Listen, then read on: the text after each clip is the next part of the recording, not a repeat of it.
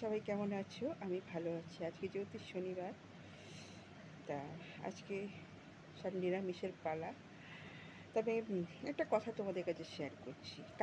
কালী পুজোটা আসলে না আমার একটু, সব পুজোই আসে কিন্তু আমার কালী পুজোটা না খুব ভোগ খেতে ইচ্ছা করে।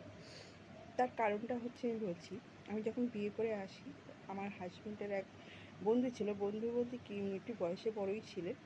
তবে আমার হাসবেন্ডকে পুরো ফ্যামিলিটাই খুব ভালোবাসতেন।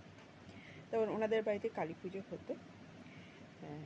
আমি বিয়ের পর থেকে, যে বছর আমার বিয়ে হয়েছে সে বছর থেকেই আমি ওনাদের বাড়িতে যেতাম। কালী পুজোর সময় যেতাম এবং পুজোও দিতাম। প্লাস ভোগ খাওয়াটা হতো, মানে ঠাকুরের যে আসল ভোগটা সেটা সকালবেলা মানে কারোর হাত দিয়ে পাঠিয়ে দিতাম, সেটা খেতাম। প্লাস দুপুরে, মানে কালী পুজোর পরের দিন দুপুরে আমাদের খাওয়া দাওয়ার একটা নিয়ন্ত্রণ ছিল। এইভাবে আমরা বেশ বছর ধরে আমাদের চলে আসছে। একটা বাঁধা একটা নিয়ম হয়ে গেছিলো, একটা অভ্যেস হয়ে গেছিলো। তা এই বছর হয়েছে উনি মানে মারা গেছেন, উনি আর নেই। তার জন্যে আমরা খুব মিস করি। আর হয় কালী পুজো হয়, ওনার বাড়িতে হয়। তবে সেইভাবেও মানে দায়িত্বগুলো অন্য লোকে নিয়েছেন, ওনার বাড়ির যে পুজোর দায়িত্বটা। যার ফলে কি সেই মানে ১ম ২ বছর আমরা মানে পুজো টুজো দিয়েছিলাম, সব কিছু করেছি।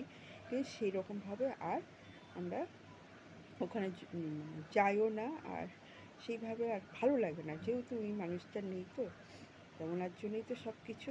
তা খুব মিস করি। কালী পুজোরে আসলে না প্রচণ্ড ভোগ খাওয়ার ইচ্ছা হয়। তবে জানি না, এবছর আমার খুব খাওয়ার ইচ্ছা হচ্ছিলো।